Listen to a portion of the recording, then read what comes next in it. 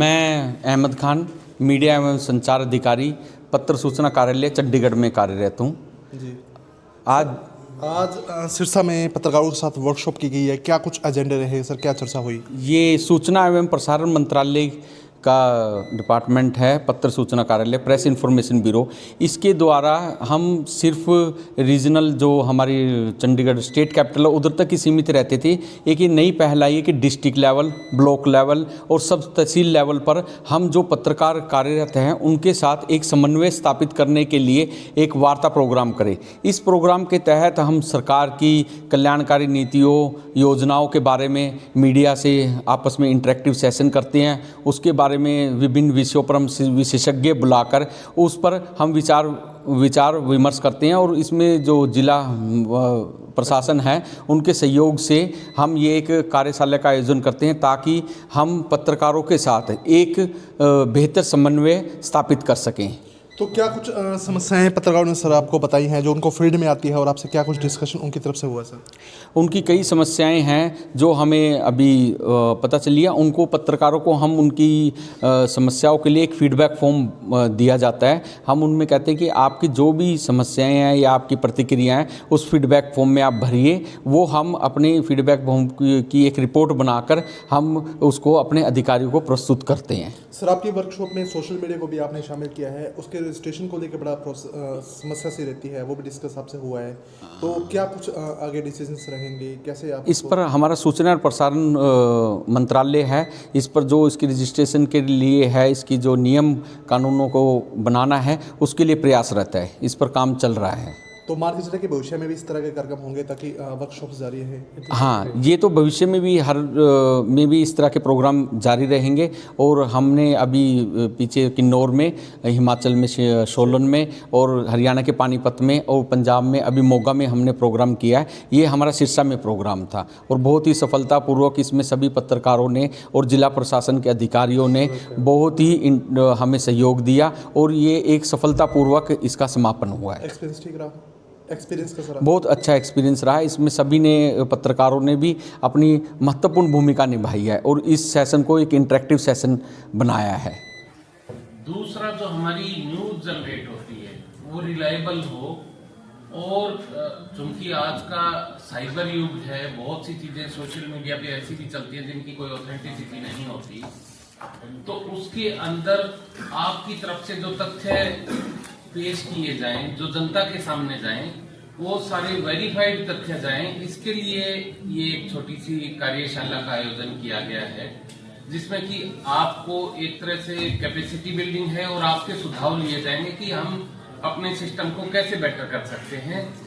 जो सरकार की नीतियां हैं, जो प्रशासन काम करता है, उसको आम जन तक पहुंचाना, बेहतर तरीके से पहुंचाना, और जो आपकी तरफ से वैल्यूएबल न्यूज आती है, कोई इंफॉर्मेशन आती है, उसको ठीक ढंग से, क्या वो ठीक है, उसको एक कॉमन हमारे पॉइंट तक पहुंचाना इस कार्यशाला का उद्देश्य है। अभी आपने रिसेंटली देखा, एक हमारे दिवंगत फिल्म स्टार हैं, उनके बारे में न्यूज, बल्कि में फेक न्यूज कहेंगे, वो सर्कुलेट हुई, जो कि काफी, अगर उसे देखें तो उसके अंदर कोई अच्छा मैसेज नहीं गया समाज के अंदर कि कवरेज के बारे में उसे देखें या उसके अंदर जो तथ्य थे वो सही थे या नहीं। तो इसके लिए इस कार्यशाला का आयोजन किया गया है कि हम जो चीज करें सामाजिक हित को ध्यान में रखते हुए, और जो गवर्नमेंट की पॉलिसीज हैं वो आम जन तक ढंग से पहुंच पाए। जो भी अच्छा कार्य किया जा रहा है, आम जन उससे जागरूक हो। इसी कड़ी में, जैसे सर ने भी अभी बताया, हमारा सिरसा जिला जो है कई समस्याओं से ग्रसित है। उसके अंदर एक है नशे की समस्या, जिसपे कि बहुत काम किया जा रहा है फिलहाल, और काफी हद तक इसके ऊपर काबू पाया गया है। लेकिन ये एक लॉन्ग प्रोसेस है। इसके अंदर चूंकि ये पुरानी समस्या है, समय लगेगा इसको जड़ से मिटाने में। इसके अंदर मेरा जो आपसे आह्वान है, आपसे रिक्वेस्ट है, वो ये है कि हम पॉजिटिव न्यूज को थोड़ा ज्यादा छापें। पॉजिटिव न्यूज में पुलिस एनफोर्समेंट करती है, आप डेली छापते हैं, पुलिस कर रही है, ड्रग कंट्रोल ऑफिसर कर रहे हैं, हेल्थ का महकमा कर रहा है, वो अपना कार्य कर रहे हैं, अच्छे कर रहे हैं। फिलहाल उसे टॉप गियर में कर रहे हैं। लेकिन कहीं ना कहीं जब तक जनता को हम पॉजिटिव उनका माइंडसेट नहीं बनाएंगे कि नशा जो समस्या है इससे निजात पाई जा सकती है, लेकिन उसके लिए जरूरी है डी एडिक्शन। जो लोग डी एडिक्शन कर रहे हैं उनका डी एडिक्शन यदि करा लें तो ये समस्या खत्म होगी। हम नशा बेचने वाले को पकड़ लेते हैं, वो कहां से लाया उस पर कार्रवाई कर देते हैं, लेकिन यदि जो व्यक्ति नशा कर रहा है उसका प्रॉपर डी एडिक्शन नहीं होता तो कोई ना कोई अल्टरनेट फॉर्म ढूंढ लेता है, जैसे कि आजकल उन्होंने गोलियां और सिरिंजेस ढूंढ रखी हैं। अगर जब तक उनका इलाज नहीं होगा तब तक इस समस्या पे काबू पाने में समय लगेगा। इसके लिए जैसे कि जो लोग इस समस्या से पार पा चुके हैं, जिनने इस पे जीत हासिल की, जो वापस मुख्य धारा में शामिल हो गए नशे की समस्या को छोड़ के, उनकी स्टोरी प्रकाशित करना या उनने किस प्रकार, गांव ने किस प्रकार अच्छा काम किया या प्रशासन ने क्या काम किया कि उनकी नशे की समस्या छूटी, इससे और लोगों को प्रेरणा मिलेगी जिनके की घर में या जिनके कोई मित्र हैं, प्रियजन हैं, स्वजन हैं जो कि इस समस्या से ग्रसित हैं, उनको इस चीज से निजात पाने में काफी सहायता मिलेगी। उनको एक प्रेरणा मिलेगी कि दूसरे लोग ये कर सकते हैं तो हम भी कर सकते हैं। तो सिर्फ हमें करना है पॉजिटिव माइंडसेट के साथ। आपका ऑलरेडी इतना यहाँ पर मीडिया का सहयोग है, मैं धन्यवाद करता हूँ कि यहाँ की मीडिया जैसा मैंने सुना था उससे भी बेहतर है, हर चीज में कोऑपरेशन है। बस इसके अंदर एक आपसे ये रिक्वेस्ट रहेगी कि जो आपके फोरम है, जो आपका मीडिया है, प्रिंट मीडिया हो चाहे इलेक्ट्रॉनिक मीडिया हो, इसके अंदर यदि आप आम जन को अगर प्रॉपरली जागरूक कर पाए कि ये समस्या, इससे आप निजात पा सकते हैं, प्रॉपर आपका ड्रग शेड्यूल होता है, डी एडिक्शन शेड्यूल होता है, उसके मुताबिक दवाई लें, जो हमारे सरकारी डी एडिक्शन सेंटर है उसका उपयोग करें, तो इस समस्या को हम खत्म कर सकते हैं, जड़ से खत्म कर सकते हैं। तो इस प्रकार की यदि आप हमें सहयोग करेंगे तो अच्छा लगेगा। दूसरा है, आज की डेट में समस्या उभरती हुई साइबर क्राइम। लोगों की कमाई हुई, मेहनत की कमाई हुई पूंजी एक झटके में निकल जाती है।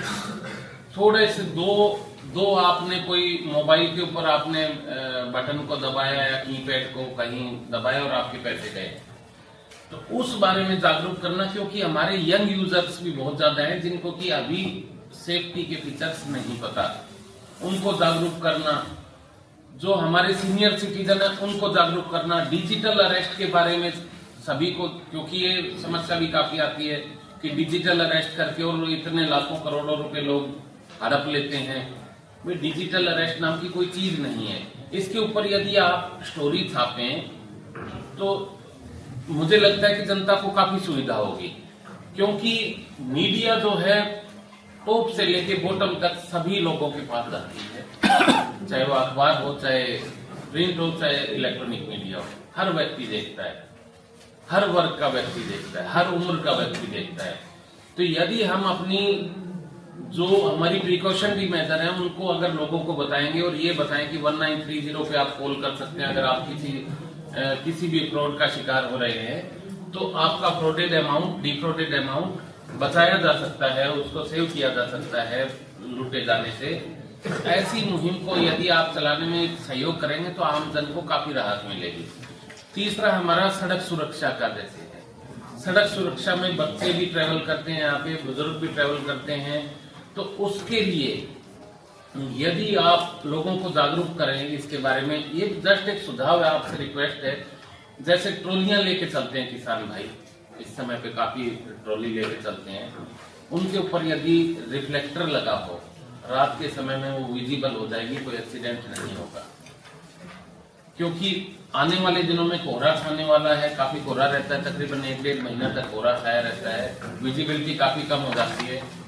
या फिर जहां पर आवश्यकता हो, आपको लगता हो कि यहाँ पर कार्य की आवश्यकता है, कोई गड्ढा हो गया है या लाइटिंग प्रॉपर नहीं है, तो उस चीज को आप हाईलाइट कीजिए ताकि प्रशासन उस पर काम कर सके। इसके अलावा जैसे कई हमारे और भी मुद्दे आते हैं, महिला सुरक्षा का मुद्दा है, या किसी प्रकार से हमारे जो कुछ लोग हैं जिनमें की रूढ़िवादी सोच है, उस फील्ड के ऊपर भी काम किया जा सकता है ताकि हम हमारे समाज को सुरक्षित बना सकें। मैंने आपसे अपने विचार साझा करनी है। ये जो आज की वर्कशॉप है ये 2 वे कम्युनिकेशन रहेगा। इसमें ये नहीं कि हमारे एक्सपर्ट या जो आज के सेशन में आपको लेक्चर दिए जाएंगे, इवन क्वेश्चन आंसर सेशन होंगे जिसमें कि आप दिल खोल के अपने जो संशय हैं उनको शेयर कर सकते हैं और आपको जो यहाँ से ट्रेनिंग मिलेगी, जो आपकी कैपेसिटी बिल्डिंग होगी, उसको आप इफेक्टिवली यूज कर सकते हैं। मैं एक बार आप सभी को बधाई देना चाहूंगा कि आप यहाँ पर मौजूद हैं और आप इस प्रोग्राम की शोभा बढ़ा रहे हैं। मेरी तरफ से आप सबका थैंक यू और डीसी सर का और खान साहब का भी थैंक यू कि उन्होंने इतना अच्छा कार्यशाला का आयोजन किया है। थैंक यू, जय हिंद। अपराध नहीं है, ये एक गहरी सामाजिक समस्या है जो परिवारों को तोड़ता है, युवाओं के भविष्य को खराब कर देता है। तो तस्करी का जो नेटवर्क है वो काफी संगठित है और बदलता हुआ है, लगातार अपनी रणनीतियां बदलता रहता है। तो ऐसे में पत्रकार केवल घटना बताने वाले नहीं रहते बल्कि समाज को दिशा देने वाले बन जाते हैं। तो नशा विरोधी अभियान में पत्रकारों का मेरे हिसाब से जो सबसे बड़ा हथियार है वो है जागरूकता। तस्करों और नशे का कारोबार अक्सर अंधेरे में फलता फूलता है और जबकि पत्रकारिता का जो आपका प्रकाश है वो इसको बेनकाब कर देता है। तो आपके द्वारा तैयार की गई ग्राउंड रिपोर्टिंग, मानवीय कहानियां, सोशल मीडिया पर साझा किए गए जो भी आपके कंटेंट है, जो संदेश है, जो युवा केंद्रित कंटेंट है, वो समाज की सोच को बदलने का बहुत क्षमता रखते हैं। और ये जो बदलाव है वो किसी सरकारी अभियान से भी नहीं आ सकता, जो आप ला सकते हैं, जो लाने में आप कितना इम्पोर्टेंट रोल प्ले करते हैं। तो इस विषय पर मैं बस इतना ही आप सबसे रिक्वेस्ट करूंगी कि रिपोर्टिंग करते हुए थोड़ा जिम्मेदारी और संवेदनशीलता जरूर हमारी तरफ से आवश्यक है। और किसी नशे को हम ग्लैमराइज, जैसे कि प्रोफेसर सांगवान ने कहा, नशे को ग्लैमराइज ना करेंगे, इसको किसी फैशन की तरह या बहादुरी या मनोरंजन की तरह हम ना प्रस्तुत करें और जो सत्यापित तथ्य हैं उनके आधार पर रिपोर्टिंग ही करें ताकि किसी निर्दोष व्यक्ति को हानि ना हो।